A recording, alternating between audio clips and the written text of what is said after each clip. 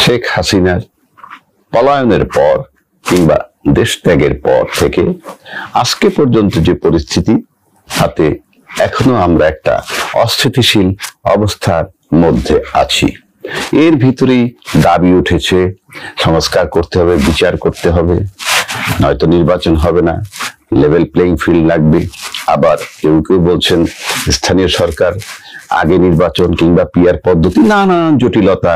অবশেষে জুলাই ঘোষণাপত্রের দাবি ছিল, সেই জুলাই ঘোষণাপত্র একটা হয়েছে, সেটা নিয়েও চলছে নানান তর্ক বিতর্ক। নানান জায়গায় নানান জনে নানান কথা বলছেন, আমিও বলিনি তা নয়, আমিও কোথাও বলেছি। আমি আজকে এই জুলাই ঘোষণাপত্র এবং 5ই অগাস্ট 2024-এর পর থেকে আমাদের যে ধারাবাহিকতা চলে আসছে তার আলোকে কিছু কথা বলবো।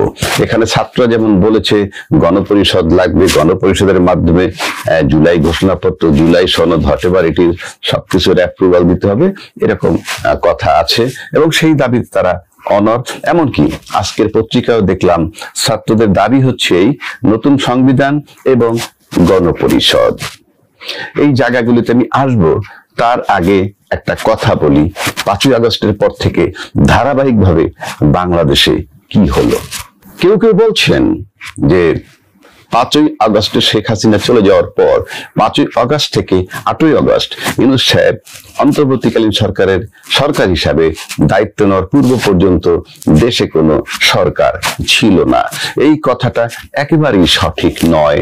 আমরা দেখেছি 5ই আগস্ট যখন আমরা দেখলাম, টিভি স্ক্রলিং দেখছিলাম, 12টা 12:30 দিক থেকে সেনাপ্রধান জাতির উদ্দেশ্যে ভাষণ দিবেন, তারপরে সেটা শিফট হয়ে গেল 1:30টায়, 2টায়, 2:30টায়। এই করতে করতে সেনাপ্রধান জাতির উদ্দেশ্যে ভাষণ দিলেন, তখন ইতিমধ্যে শেখ হাসিনা দেশ ত্যাগ করে ফেলেছে। তারপরে উনি বলেছেন শেখ হাসিনা পদত্যাগপত্র দাখিল দিয়েছেন, পদত্যাগ করেছেন এবং আমি আপনাদের দায়িত্ব নিলাম এবং আর একটা গুলিও চলবে না এবং প্রতিটা অপরাধ এবং প্রতিটা হত্যার বিচার হবে, এই বলে সেনাপ্রধান দায়িত্ব নিলেন। এবং এই ঘোষণার পরে উনি কিন্তু তার আগে ইয়েদেরকে ডেকেছিলেন, অর্থাৎ বিভিন্ন রাজনৈতিক দলের নেতাদেরকে ডেকেছেন। নাম বলার দরকার নেই, কারা কারা গেছেন আমরা সবাই জানি। এবং সেখানে বিপ্লবী যারা ছিল ছাত্র, তাদেরকেও ডাকা হয়েছিল। যদিও ছাত্ররা যায়নি, ছাত্ররা বলেছিল সেনাপ্রধানকে ঢাকা বিশ্ববিদ্যালয়ে আমন্ত্রণ জানিয়েছিল, সেখানে তাদের সাথে কথা বলবে। তারপরে নানান কথা হলে, নানান ধরনের কথা হলেও শেষ পর্যন্ত এই বিপ্লবটাকে অন্য কোনো ছাত্র যারা আন্দোলনে ছিল তারা নয়, এমন 2-3 জনকে উপস্থাপন করার চেষ্টা চালাচ্ছিল কোন রাজনৈতিক দলের নেতা। ফাইনালি যখন বঙ্গভবনের সবাই একত্র হলো সেনাপ্রধান সহ, তখন এই ছাত্র, বিপ্লবী ছাত্র যাদেরকে আমন্ত্রণ করেছিল সেনাবাহিনীর প্রধান, তখন তারা এটা জানতে পারলো যেখানে তৃতীয় ব্যক্তিকে বিপ্লবী ছাত্র নেতায় উপস্থাপন করার একটা প্রচেষ্টা চলছে। ঠিক তখন তারা বঙ্গভবনে গিয়ে হাজির হয়ে স্টাবলিশ করলো যে তারাই, অন্য কেউ না, কিংবা বিকল্প বিপ্লবী নেতা হিসেবে যাদেরকে এস্টাবলিশ করতে চেয়েছিল যে রাজনৈতিক দলের একজন নেতা, তিনি সেটা ব্যর্থ হন। সেটা মূল কথা নয়। মূল কথা হচ্ছে, যদিও এটা অবশ্যই একটা গুরুত্বপূর্ণ বিষয়, সেই বিষয়ে যেটা আমার আলোচনা না, সেজন্য বলছি, সেনা প্রধান যখন রাজনৈতিক দলদেরকে ডাকলেন তখন তারা সেখানে গিয়ে জানান দিলেন বা স্বীকৃতি দিলেন কিংবা মেনে নিলেন যে সেনাপ্রধান দেশের দায়িত্ব নিচ্ছেন এবং আর কোনো গুলি চলবে না, প্রতিটা হত্যার বিচার হবে। সেই হিসাবে ইউনূস সাহেব 8ই আগস্ট 2024 তারিখে ওথ নেওয়ার পূর্ব পর্যন্ত, 5ই আগস্ট থেকে 8ই আগস্ট ইউনূস সাহেবের দায়িত্ব নেওয়ার পূর্ব পর্যন্ত বাংলাদেশের প্রত্যক্ষ বলি পরোক্ষ বলি সরকার প্রধান হিসাবে দায়িত্ব পালন করেছেন এই সেনাপ্রধান। অর্থাৎ 5 তারিখ থেকে 5ই আগস্ট থেকে 8ই আগস্ট 2024 পর্যন্ত বাংলাদেশের যত রাজনৈতিক প্রেক্ষাপট বা চলমান যা কিছু তখন ছিল, এগুলোর সবকিছুর দায় দায়িত্ব আমাদের সেনাপ্রধান নিলেন। তারপরে ইউনূস সাহেব যখন ওত নিলেন, ওত নেওয়ার পর বঙ্গভবনে সেখানে যখন 3 বাহিনীর প্রধান তার পিছনে দাঁড়িয়েছিলেন, উনি আবার তখন তারা এটা স্বীকৃতি দিলেন যে হ্যাঁ, এই দায়িত্ব এখন ইউনূস সাহেবের উপরে বর্তাইল। অর্থাৎ 8 তারিখ থেকে দেশের সরকার প্রধান হিসাবে ইউনূস সাহেব দায়িত্ব পালন করছেন। সেদিন সেখানে কিন্তু কোনো দিন তারিখক্ষণ কিছুই নির্ধারণ হয় নাই। উনি কতদিন ক্ষমতায় থাকবেন, উনি কি কি করবেন, সময়ের ব্যবধানে এগুলা আস্তে আস্তে ইউনূস সাহেব প্রকাশ করলেন যে, এবং চূড়ান্ত হলো যে ফেব্রুয়ারিতে এই নির্বাচন হবে, ফেব্রুয়ারি 2025-এ। কিন্তু প্রশ্ন হচ্ছে এই, বিএনপির পক্ষ থেকে কিন্তু 7ই আগস্ট 2024-এ একটা বিরাট জনসভা হয়েছিল। সেই জনসভায় তারা দাবি করেছিলেন যে পরবর্তী 3 মাস, অর্থাৎ ওই 7 তারিখ থেকে পরবর্তী 3 মাস, অর্থাৎ 7ই নভেম্বর 2024-এর মধ্যে তারা নির্বাচন দাবি করেছিলেন। তো আজকে আমার কাছে মনে হয় সেই দাবিটা করা হয়েছিল, যেহেতু সেনাপ্রধান তখন দায়িত্বে ছিলেন সরকার প্রধান হিসাবে, সুতরাং এই দাবিটা হয়তো তার কাছেই ওনারা করেছিলেন। তা নাহলে এখন নিশ্চয়ই বিএনপির মতো একটা দায়িত্বশীল বিজ্ঞ রাজনৈতিক দল নিশ্চয়ই অবুঝের মতো কোনো কাজ করেননি, তার কাছে নির্বাচন চেয়েছিলেন। আবার সময়ের ব্যবধানে তারা ইউনূস সাহেবের সাথে যখন সাক্ষাৎ করলেন নির্বাচন সংক্রান্ত বিষয়ে, তখন তারা ইউনূস সাহেবকে বললেন ডিসেম্বর 25-এর মধ্যে তারা নির্বাচন চান।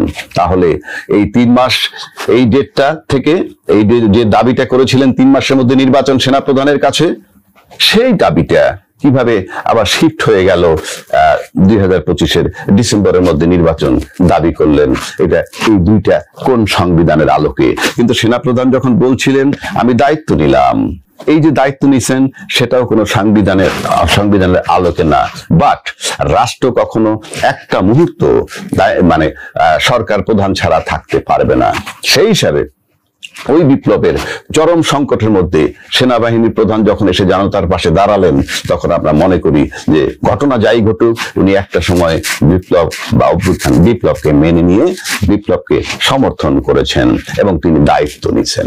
সুতরাং এই যে সেনাপ্রধানের 3 দিনের রাষ্ট্রীয় দায়িত্ব পালন করা, তারপরে ইউনূস সাহেবের টেক ওভার করা, সেখান থেকে এখন পর্যন্ত চলে আসা যদি আমরা মনে করি, তাহলে এই সব কিছু কিন্তু এই যে জুলাই ঘোষণা বলতে যা বুঝায়, সেই জুলাই ঘোষণার ভিতরে ইনক্লুড করতে হবে। কারণ রাষ্ট্র এক মুহূর্ত সরকার প্রধান ছাড়া থাকতে পারবে না, পাশাপাশি সংবিধান ছাড়াও রাষ্ট্র থাকতে পারবে না।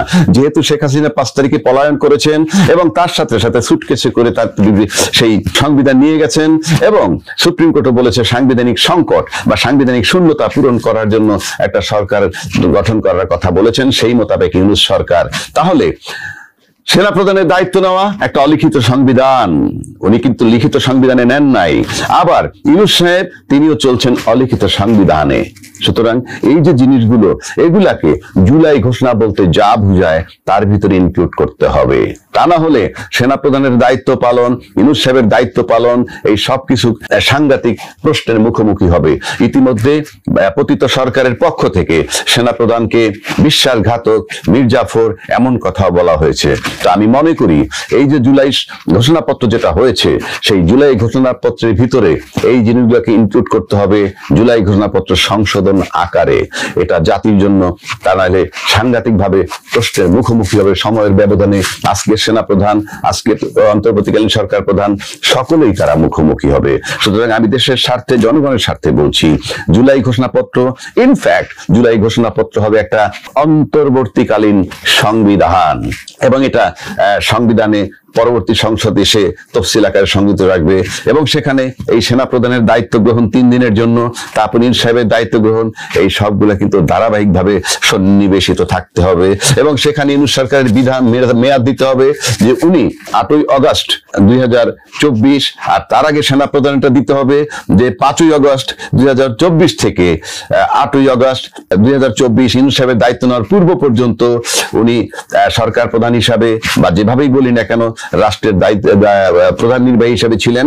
তারপরে ইউনূস সাহেব নির্বাহী হিসেবে দায়িত্ব নিলেন, এবং 8ই আগস্ট 2024 থেকে জুন 2030 পর্যন্ত, 2026 পর্যন্ত তার মেয়াদ দেওয়া হলো, সেটা উল্লেখ করতে হবে। নির্বাচন দিয়ে চলে যাবেন সেটা উল্লেখ করতে হবে, ওনাকে প্রধান নির্বাহী হিসাবে উল্লেখ করতে হবে রাষ্ট্রের, ইত্যাদি সবগুলো সন্নিবেশিত করতে হবে। আর সেগুলাই হলো আপনার অন্তর্বর্তীকালীন সংবিধান। এই জুলাই ঘোষণাপত্র মানেই একটা অন্তর্বর্তীকালীন সংবিধান, এটা করতে হবে। এবং ছাত্রদের যে দাবি সেটা অত্যন্ত যৌক্তিক। সামনে যে পার্লামেন্ট নির্বাচনটা হবে সেই নির্বাচনটা একই সংসদ সদস্য, সাধারণ মানুষ বোঝে না গণপরিষদ কি, ওই একই সংসদ সদস্য যারা হবেন ওই নির্বাচনে তারা প্রথমে একটা কাজ করবেন, তখন তারা সংসদ সদস্য হিসাবে নয়, গণপরিষদের সদস্য হিসাবে এই যে জুলাই সনদ যেটা হবে, জুলাই ঘোষণাপত্র যেটা হবে এবং জুলাই ঘোষণা সনদ নিয়ে যে সব বিষয় নিয়ে ঐক্যমত্য হবে সেই সবগুলাকে তারা অ্যাপ্রুভাল দিবেন এবং অ্যাপ্রুভাল দেওয়ার সাথে সাথে ওই গণপরিষদ আবার ভেঙে যাবে। ভেঙে যাওয়ার পর এরাই আবার সংসদ সদস্য হিসেবে ওত নিবেন এবং ওত নিয়ে দায়িত্ব পালন শুরু করবেন, সরকার গঠন করবেন এবং তারপর সেখানে এই গণপরিষদের যে সংবিধান সেটাকে তারা রাষ্ট্রীয়ভাবে সাংবিধানিকভাবে অ্যাপ্রুভাল দেওয়ার পর এই যে কি অন্তর্বর্তীকালীন সংবিধান তারও বিলুপ্তি হবে, কিন্তু সেটা আইনি কাঠামোর মধ্যে। সুতরাং সবকিছু মিলে যদি আমরা দেখি আজকে গণপরিষদ খুবই জরুরি।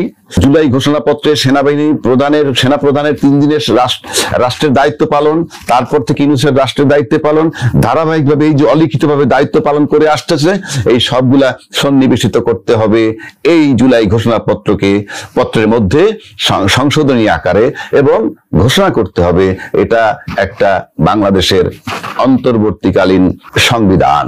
তা না হলে এই কন্ট্রোভার্সি, এই বিতর্কে এর সাথে এটা নিয়ে কোশ্চেন মার্ক করে আজকে সেনা প্রধান, উপদেষ্টায় যারা আছেন, সরকারে যারা আছেন, সবাই কিন্তু কঠিন পরিস্থিতির মুখোমুখি হবেন বলে আমার কাছে মনে হয়। কাজেই সবাই দেশ আমরা সবাই মিলে এই ঘোষণাপত্র সংশোধন করে সমস্ত 5ই আগস্টের পর থেকে সেনাপ্রধান ইউনূস সাহেব সহ সকলের যে ধারাবাহিক কার্যক্রম সেগুলাকে অন্তর্ভুক্ত করে জুলাই ঘোষণাপত্র সংশোধন করা হোক এবং নামকরণ করা হোক অন্তর্বর্তীকালীন